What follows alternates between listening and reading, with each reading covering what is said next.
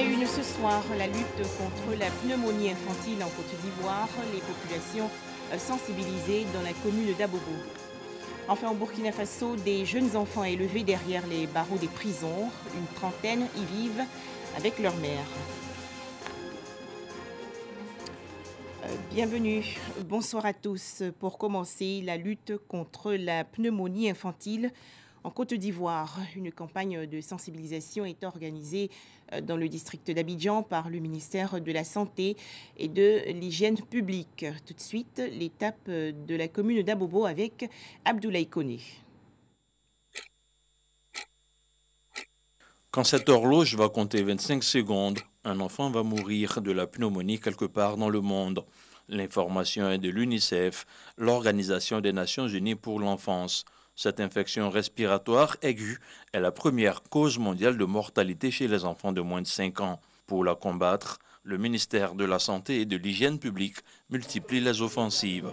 À la faveur de la 9e journée internationale de la pneumonie, le Programme national de la santé de la mère et de l'enfant a posé ses valises ici en plein cœur de la commune d'Abobo pour porter le message qui peut sauver des vies. Le ministère de la Santé et de l'Hygiène publique lance un appel pressant à toutes nos mamans, à tous les maris, pour qu'ils soutiennent leurs femmes et envoient le plus rapidement possible les enfants à l'hôpital lorsqu'ils se présentent les signes de pneumonie. Et quand on sait que à bas âge, les poumons ne sont pas encore totalement constitués, et une atteinte de ce type peut être fatale pour l'enfant.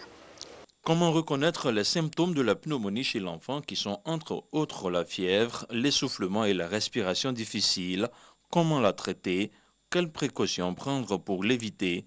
Pour une meilleure sensibilisation, le Programme national de la santé, de la mère et de l'enfant s'est fait accompagner par des organisations non gouvernementales, mais surtout par des communautaires. On fait les visites à domicile, on fait les clubs, on va dans les hôpitaux, dans les marchés, même dans les cars. Notre fer de lance, c'est la sensibilisation pour que les femmes changent de comportement, pour qu'ils appliquent ce que nous allons leur dire. Après l'étape de la sensibilisation, ici à la mairie d'Abobo, cap sera mis sur le district sanitaire d'Abobo-Ouest pendant 2 jours pour des consultations foraines, une prise en charge des malades et une séance de vaccination des enfants. Rappelons que la pneumonie est une infection des voies respiratoires provoquée généralement par des bactéries, pouvant entraîner très rapidement la mort chez les enfants. Autre actualité, la paix sera célébrée demain, jeudi 15 novembre, en Côte d'Ivoire. Cet événement veut ainsi éliminer les tensions existantes dans le pays. Et ce soir, des Ivoiriens formulent leurs vœux de paix. Ils sont au micro de Hassan Khan et Kader Sogodogo de RTI Boaké. Des images qui illustrent bien un passé sans paix. La paix, ce n'est pas un vain mot, c'est un comportement. Une pensée bien connue des Ivoiriens de feu le président Félix Houphouët-Boigny, père fondateur de la Côte d'Ivoire moderne et modèle. Une pensée qui n'a jamais eu autant de sens qu'après sa disparition. Je suis membre de CEDEAO, ici à Boaké depuis 1977. Houphouët-Boigny parlait beaucoup sur ça. Sans la paix, il n'y a pas de développement. Et sans la paix aussi, on ne peut rien faire. Tu peux ne pas aimer quelqu'un, chacun a son comportement. Mais une fois qu'on apprend à s'accepter selon nos défauts et nos qualités, on peut vivre ensemble en paix. La crise, ça n'importe rien parce que les transporteurs que nous sommes, on est le plus victime. Nous appelons tout le monde à la paix. La paix n'est pas forcément l'absence de guerre, mais surtout des conditions sociales paisibles. Cette paix que nous recherchons dans notre vie quotidienne, que ce soit dans la famille, que ce soit dans nos quartiers, est indispensable dans notre vie.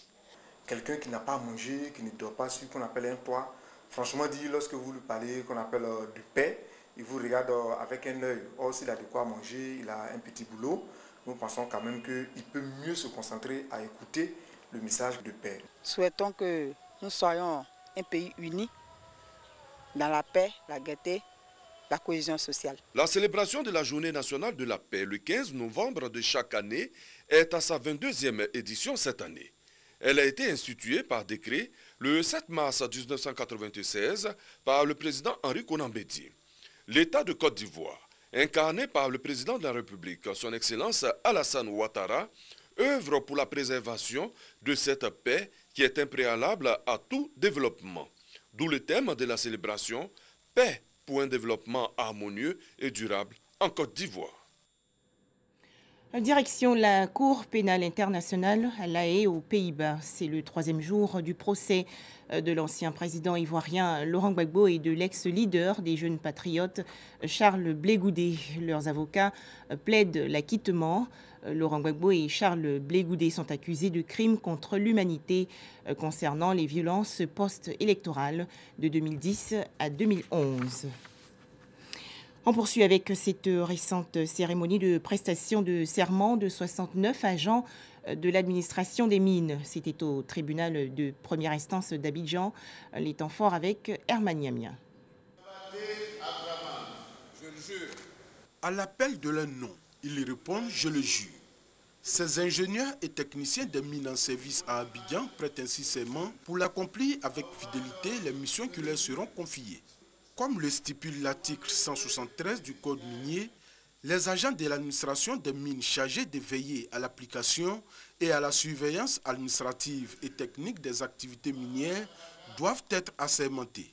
À l'issue de cette prestation de serment, vous ne serez plus de simples ingénieurs et techniciens supérieurs des mines, mais vous deviendrez des ingénieurs et techniciens supérieurs des mines assermentés. Cela signifie que tout acte que vous poserez, toutes les déclarations que vous ferez, feront foi. Vous aurez donc une responsabilité plus accrue et engagerez votre honneur. Désormais assermentés, ces agents de l'administration des mines au nombre de 69 ont la qualité d'officiers de police judiciaire pour la recherche et la constatation des infractions au code minier conformément à son article 178. Les impétrants mesurent la responsabilité qui est la leur et s'engagent à remplir avec fidélité leur mission. C'est une situation que nous avons attendue très longtemps, parce que les codes précédents même le prévoyaient. Et aujourd'hui, nous sommes vraiment heureux d'avoir prêté serment pour nous permettre de faire tout notre travail avec tous les moyens nécessaires. Pour nous, c'est un engagement assez fort qui nous appelle à une responsabilité vis-à-vis de la nation, mais aussi qui répond au désir du gouvernement de pouvoir créer l'ivoirien nouveau, permettre la promotion de l'ivoirien nouveau. Et cet ivoirien nouveau doit pouvoir, par le travail, amener une nouvelle dynamique dans la nation. Le secteur minier ivoirien étant en pleine croissance et donc confronté à une recrudescence des infractions, le gouvernement entend compter sur des agents loyaux afin de tirer profit du secteur. Bientôt des maisons pour les sapeurs-pompiers militaires de Côte d'Ivoire. Leur syndicat vient de signer une convention avec une agence immobilière. Ces logements seront construits dans la commune de Songon. On en parle avec Herman Niamia. Par cette signature de convention avec cette structure de promotion immobilière, le syndicat national des sapeurs-pompiers civils de Côte d'Ivoire permet à ses membres de disposer bientôt d'un toit. Pour son secrétaire général, c'est un rêve longtemps caressé qui est en passe d'être une réalité. Nous pensons que les mauvais exemples d'antan ne doivent plus servir. Nous avons vu des fonctionnaires qui sont restés en fonction pendant au moins 30 voire 40 ans, qui sont sortis de là et ils continuent de louer des maisons. Nous ne devons pas tomber dans ces mauvais exemples. C'est pour cela, étant jeunes, nous avons seulement 3-4 ans de fonction. Nous avons anticipé sur cette action pour que le pompier civil, au soir de sa retraite, puisse dormir dans sa maison et être heureux. Le promoteur immobilier rassure les acquéreurs que toutes les dispositions sont prises pour que la construction des maisons démarre dans un bref délai. D'où la présence de ses partenaires financiers à cette signature de convention. C'est 1000 logements sur 4 ans. en raison de 250 logements par année. Le coût global de ces 1000 logements remonte autour de 33 milliards de francs CFA. Construit, c'est commencé d'abord les premiers, ce que nous appelons le VRD couramment. Nous avons déjà commencé. C'est à Songonté, dans la commune de Songon, que la première tranche des logements sera construite. Selon le promoteur immobilier, les coûts ont été étudiés pour permettre à tous les sapeurs-pompiers civils d'adhérer au projet. Dans ce journal également, la 3e édition du séminaire international des chrétiens. Cette rencontre va se tenir du 24 au 25 novembre prochain dans le district d'Abidjan. Des hommes et femmes entrepreneurs chrétiens vont réfléchir sur le thème « Bâtir sa carrière professionnelle sur le roc de l'Éternel ». Les explications de Herman Niamia. C'est un rendez-vous qui va certainement jeter les bases de l'implication des hommes et des femmes d'affaires chrétiens dans le développement des pays africains. Ce séminaire international des chrétiens, hommes, femmes d'affaires et décideurs, qui va se tenir du 24 au 25 novembre prochain, ici à Abidjan, vise à susciter une nouvelle génération de chrétiens hommes d'affaires qui œuvrent pour le développement de l'Afrique dans tous les domaines d'activité selon un protocole divin. Nous croyons que si ces hommes d'affaires sont imprégnés de la mentalité du Christ, s'ils sont imprégnés de l'Esprit de Dieu, ils pourront non seulement faire leurs affaires selon les normes, sans la corruption, parce que nos pays souffrent de la corruption. Et nous croyons que c'est une plateforme qui va permettre à ceux qui vont venir de faire autrement les affaires en comptant sur Dieu. Initiative de la coalition des chrétiens hommes, femmes et décideurs, cette rencontre qui réunit des chefs d'entreprise, entrepreneurs, dirigeants de structures privées ou publiques opérant en Afrique se tient chaque année dans un pays africain.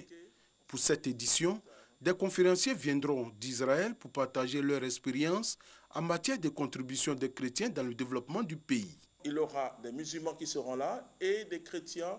Ces juifs-là viendront nous dire comment est-ce qu'un peuple qui a marché avec Dieu jusque-là continue aujourd'hui à être un pays fort malgré tout ce qu'Israël a vécu. Ce séminaire international se tiendra autour de 3 volets. Le volet spirituel, essentiellement composé d'enseignements et de témoignages, le volet développement managérial, composé de panels et d'ateliers, et le volet networking, qui enregistrera des rencontres B2B.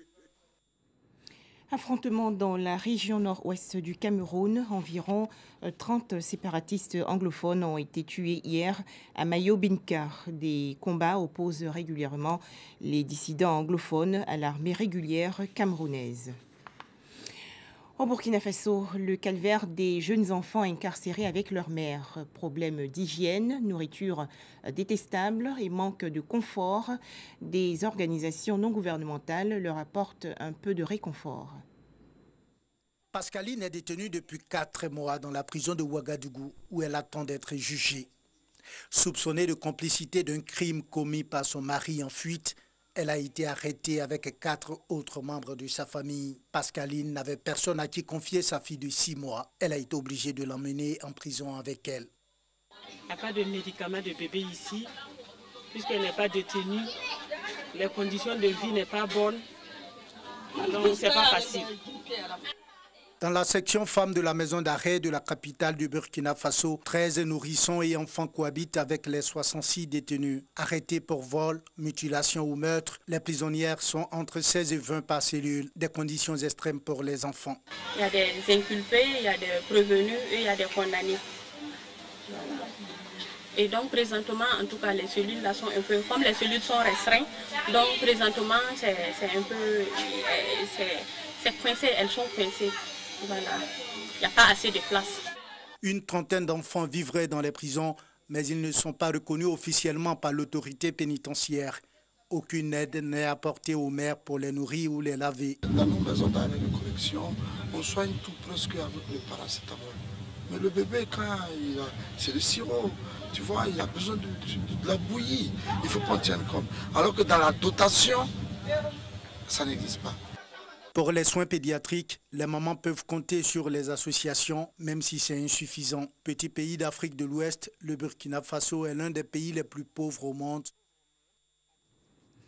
Le procès de El Chapo au Mexique, l'un des avocats du narcotrafiquant a affirmé récemment que l'actuel président Enrique Peña Nieto et son prédécesseur Felipe Calderón ont reçu des centaines de millions de dollars de pots de vin.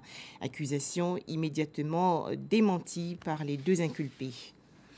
Enfin, au Koweït, ouverture d'un festival littéraire, mais les autorités très conservatrices ont censuré plus de 900 ouvrages et d'écrivains, dont le français Victor Hugo et le russe Fyodor Dostoïevski. À noter que leurs écrits questionnent la moralité, le libre arbitre et l'existence de Dieu. Voilà, excellente soirée à tous sur RTI2 et merci de nous avoir suivis.